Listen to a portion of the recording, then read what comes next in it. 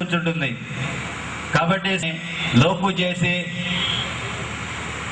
British వారసత్వం కానివ్వండి, మహమ్మదీయ చట్టాలు కానివ్వండి, వాళ్ళు పరిపాలించింది ఎప్పుడో లాంగ్ 500 years బ్యాక్. మండల వ్యవస్థ కానివ్వండి, కొన్ని వ్యవస్థలు బ్రాహ్మణిజాన్ని దెబ్బతీయడానికి చరిత్ర పుటల్లో శోధ చేసుకోవడం జరిగింది. ఇలాంటి అసత్య హిందువుల్లో సింహభాగం ఆక్యుపై చేసే కార్యక్రమం అనేది కొన్ని శతాబ్దాల పాటు జరిగింది.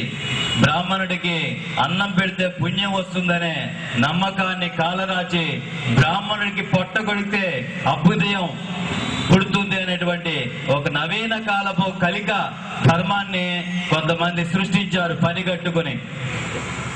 ఏం చేశారంటే బ్రాహ్మణుడు సమాజానికి ఏం అన్యాయం చేశారు? ఏనాడు అధికారాలు ఉన్నప్పుడు అధికార దుర్యోగానికి పాల్పడలేదు, సమాజాన్ని విచ్చలవిడిగా దోచుకోలేదు, ఆస్తులు వెనకేసుకోలేదు, అడ్డగోలుగా అవినీతిని ప్రోత్సహించలేదు, కనీసం వాళ్ళ కులాన్ని వాళ్ళు బాగు చేసుకోలేదు. అది వాళ్ళు చేయలేరు. ఎందుకు? వాళ్ళు సహజంగా ధర్మాన్ని ఆశ్రయిస్తారు, దైవానికి భయపడతారు, ధర్మానికి భయపడతారు, నీతి నిజాయితీకి తలొగ్గుతారు, ఇహం కంటే పరానికి ఎక్కువ ప్రాధాన్యత ఇస్తారు. ఈ గుణాలు సహజంగా తరతరాలుగా బ్రాహ్మణిజంలో ఉన్నాయి. స్వార్థ జీవిగా కాకుండా సంఘజీవిగా బతకడమే బ్రాహ్మణత్వం. అదే బ్రాహ్మణత్వం, అదే బ్రహ్మగా బ్రాహ్మణులు లోకుగా మనం సమాజానికి తీర్చిదిద్దబడము దురదృష్టం కొద్దీ. ఒకవేళ బ్రాహ్మణుడు ఏమైనా తప్పటడుగులు వేస్తే స్నేహితుల సాంగత్యంగా గాని దురదృష్ట సంఘటనలు జరుగుతుంటాయి. నిరాడంబరంగా బతకడం, పేదరికంలో బతకడము బ్రాహ్మణుడికి రివాజే. మన వ్రత కథలు హిందూ మతంలో తీసుకున్న ఏ మత కథలైనా సరే బ్రాహ్మణుల చుట్టూ సహజ ధర్మాన్ని సంఘ ధర్మాన్ని ప్రకటించే బ్రాహ్మణుల చుట్టూనే తిరుగుతున్నాయి. ఎందుకంటే బ్రాహ్మణుడు ఇందాక చెప్పాను, స్వార్థ జీవిగా కాక సంఘజీవిగా బతకడమే. అందుకనే మన హిందూ ధర్మం పురాణాల్లో బ్రాహ్మణులకు అంత పెద్దపీట వేశాయి. మరి ఇవాళ బ్రాహ్మణుల పరిస్థితి ఏంటంటే సంఘంలో రకరకాలుగా తిరస్కరణ భావానికి గురవుతూ, చెయ్యని నేరానికి తిట్లను భరిస్తూ, ఎదురుకుండా నమస్కారం పెట్టిన వాళ్లే వీపు చాటున వేడనగా మాట్లాడిన మౌనంగా సహిస్తూ, సమాజ హితాన్ని కోరుకుంటూ, ఎవరి సపోర్టు లేకుండా ఈ దేశ సంస్కృతిని తరతరాలుగా పోషిస్తున్నది బ్రాహ్మణులు అని చెప్పి సమాజపరంగా తెలియజేసుకుంటున్నాను.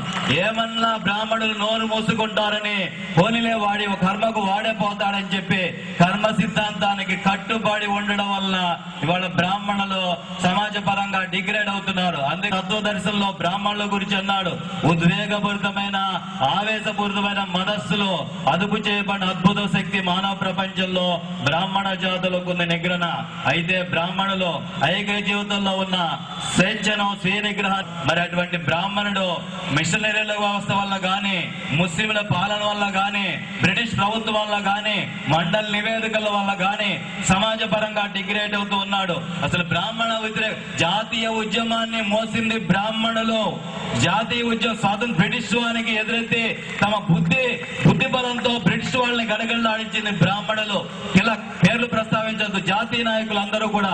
అందుకనే భారతదేశంలో జాతీయ ఉద్యమాన్ని హిందువుల చుట్టూ తిరుగుతోంది, సింహభాగంలో బ్రాహ్మణుల చుట్టూ తిరుగుతుందని చెప్పి బ్రిటిష్ వాళ్ళు డివైడ్ అండ్ రూల్, విభజించు పాలించు అనేటువంటి విషబీజాన్ని నాటి కాంగ్రెస్ పార్టీ కాంగ్రెస్ పార్టీ అంటే క్షమించాలి, ఇప్పుడున్న సోనియా కాంగ్రెస్ కాదు, మహాత్ముల కాంగ్రెస్ పార్టీ హిందువుల పార్టీ, కాంగ్రెస్ పార్టీ బ్రాహ్మణుల పార్టీ భారతదేశాన్ని ఉద్యమాన్ని, జాతీయ ఉద్యమాన్ని మనం విడగొట్టాలంటే డివైడ్ అండ్ రూల్, విభజించి పాలించాలని చెప్పి అందులో హిందూ సంస్కృతిని మోస్తున్నటువంటి బ్రాహ్మణ జాతిని అణగదొక్కాలని చెప్పి యాంటీ బ్రాహ్మణిజం అనే కల్ట్ ని బ్రిటిష్ సంస్కృతి మోయడం వల్ల తరతరాలుగా పుస్తకాల్లో బ్రాహ్మణ వ్యతిరేక సిద్ధాంతాలు రగిలి బ్రాహ్మణులకు వ్యతిరేకంగా ఇలాంటి అసత్య ప్రచారాలు పుట్టుకొచ్చాయి. మహమ్మదీయులు పాలన వల్ల గాని అట్లాగా ఇవన్నీ కూడా ఒక కుతంత్రంతో, మిషనరీల రాకతో, ఒక కుతంత్రంతో భారతదేశంలో హిందూయిజాన్ని అడగడం కోసం, హిందూయిజాన్ని అడగదొక్కాలంటే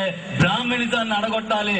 కాబట్టి బ్రాహ్మణ వ్యతిరేక ఉద్యమాన్ని భారతదేశంలో మేల్కొల్పి భారతీయ బ్రాహ్మణులకు వ్యతిరేకంగా ఉద్యమాలు చేసి ప్రధాన కర్తవ్యంగా వాళ్ళు ఈ రాజకీయంగా, సామాజికంగా బ్రాహ్మణులు ఆర్థిక ఇబ్బందులు చేసి బ్రాహ్మణుల యొక్క బ్రాహ్మణుల 5% మంది బ్రాహ్మణులు జాతీయ ఆదాయపు సగటు కంటే దారిద్ర్యపు రేఖ దిగున బ్రాహ్మణ జాతి ఉన్నారు. ఇవాళ లేటెస్ట్ గణాంకాలు పరిశీలిస్తే కనుక రిజర్వేషన్ల వల్ల ఆర్థిక స్తోమత లేక లౌకిక ఉద్యోగాలు దూరం చేసింది.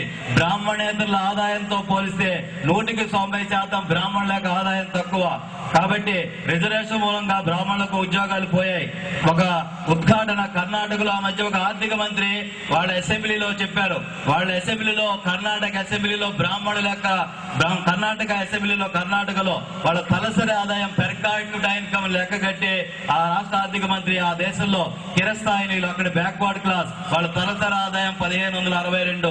ఒక్కాలింగాస్ కర్ణాటకలో మేజర్ కమ్యూనిటీ ఒక్కాలింగాస్ మన పాస్ట్ బీజేపీ సీఎం క్యాస్ట్ 2794 వాళ్ళ తలసరి పెర్ క్యాపిటా ఇన్కమ్.